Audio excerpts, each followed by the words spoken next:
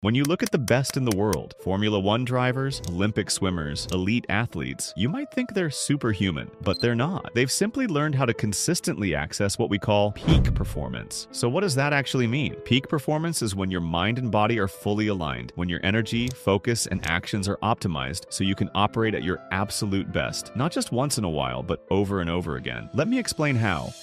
Here's something people don't realize. Peak performance doesn't start with mindset or motivation or even habits. It starts with biology, because the truth is you cannot outperform your body. If your energy is drained, nothing else matters. You can have the best strategies in the world, but if you're running on 10% battery, you'll still struggle. There are 4 pillars of energy you must master. Let's go through them one by one. Pillar 1, sleep. Sleep is not just recovery, it's performance preparation. Studies show that just one night of poor sleep can impair reaction time, memory, and decision-making to the same level as being legally drunk. That's not laziness, that's biology shutting down. So if you want to operate at your best, treat sleep like a meeting with your future self. Consistent bedtime, dark, cool room, no screens an hour before bed. Pillar 2, nutrition. Now let's go deeper here. Food isn't just fuel, it's programming. Every bite you take is a message to your body. Sugary snacks tell your system to spike and crash. Whole foods tell your brain, stay sharp, stay steady. Think of it this way. Do you think an Olympic sprinter fuels up with soda and candy before stepping onto the track? Of course not. Yet most people expect elite performance while living on fast food. Shift your nutrition and you shift your mind. Pillar 3, movement. This isn't about becoming an athlete. It's about activating your biology. Movement literally changes your brain chemistry. Just 20 minutes of moderate exercise increases dopamine, serotonin, and BDNF, a protein that supports learning and memory. In plain English, movement makes you smarter and happier. And here's the key. It doesn't have to be extreme. A morning walk, a set of push-ups between work sessions, even stretching resets your system. Your brain is not designed to sit still all day. Pillar 4, mental rest. Most people sabotage themselves here. Your brain is not meant to be on 24/7. Constant stimulation, scrolling, notifications, multitasking fries your focus. You need white space, breaks, even boredom. That's why your best ideas often come in the shower or on a quiet walk. Your brain finally has space to connect dots. The point is simple. If you manage your energy, everything else becomes easier. If you ignore it, everything else becomes impossible. But having energy isn't enough. What separates the average from the exceptional is not just having energy, it's knowing where to direct it. And that's where the next piece comes in: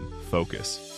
Imagine this. 2 people work for the same 8 hours. One spends the day bouncing between emails, Slack messages, TikTok, and a dozen half-finished tasks. The other spends 3 blocks of 90 minutes in deep, uninterrupted work. At the end of the day, who really made progress? The answer is obvious, and yet most people live like the first person, busy but not effective. Here's why. Every time you switch tasks, your brain incurs what's called a switching cost. Research shows it can take up to 23 minutes to fully regain deep focus after even a small distraction. That means if you check your phone 5 times an hour, you're never actually reaching your peak mental performance. Focus is rare, and because it's rare, it's a superpower. Here's how to build it. Step 1. Eliminate distractions before you start. Don't trust yourself. Put your phone in another room. Use app blockers. Close every tab that's not directly tied to your task. Step 2. Commit to one thing only. Not 3, not 5, just 1. Ask yourself, if I only accomplished this today, would it still be a successful day? That's your task. Step 3. Use focus blocks. I recommend the 90-minute method. Set a timer, dive deep, no interruptions. When the timer ends, take a real break. Walk, stretch, reset, then go again. And here's the beauty. The more you do this, the easier it becomes. Focus is a muscle. The first week might feel impossible. By week 3, you'll crave it. And when you taste it, the deep flow, the effortless productivity, you'll never want to go back to surface-level busyness again. But here's the truth. Even if you master focus, there's still a trap. Because if you don't see yourself as the kind of person who performs at a high level, you'll always self-sabotage. And that brings us to the third key.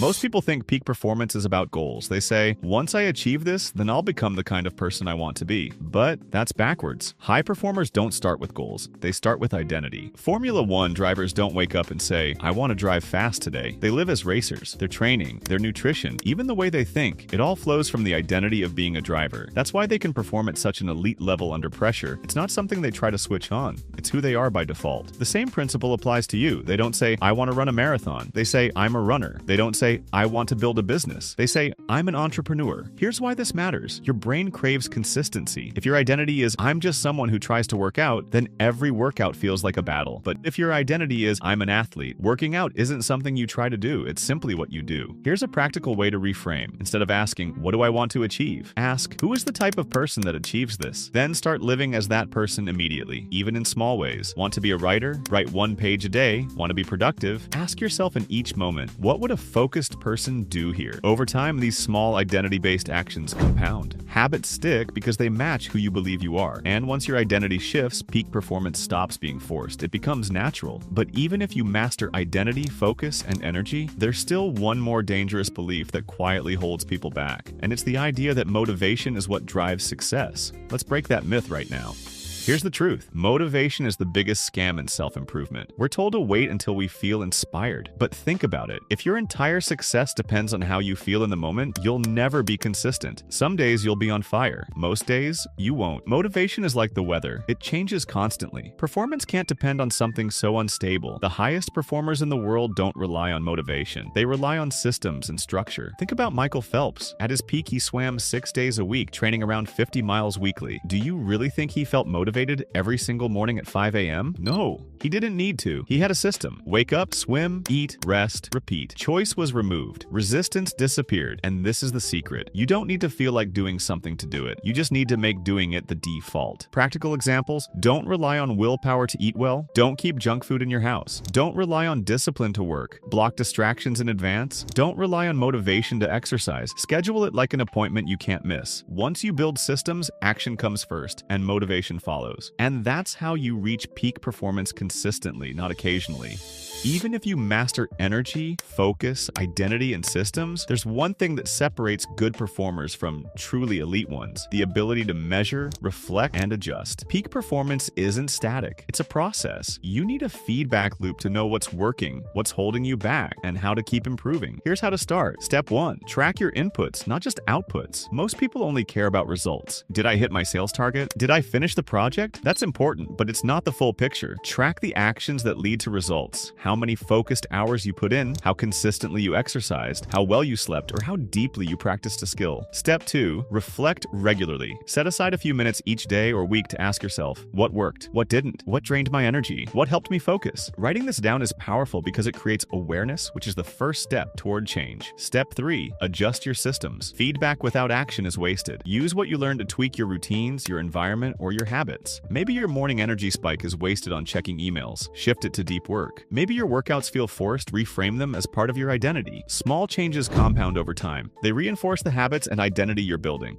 So let's recap. First, the energy equation. Sleep, nutrition, movement, and rest are the foundation. Second, focus as a superpower. The ability to go deep on one task separates average from extraordinary. Third, identity over goals. You fall to the level of who you believe you are, so shift your identity and habits align. Finally, why motivation is useless and how to build a feedback loop. That's the framework for peak performance. But here's the real unlock. To truly live it, you need to enter flow state. That's exactly what I cover in my next video: how to easily enter flow state anytime you want.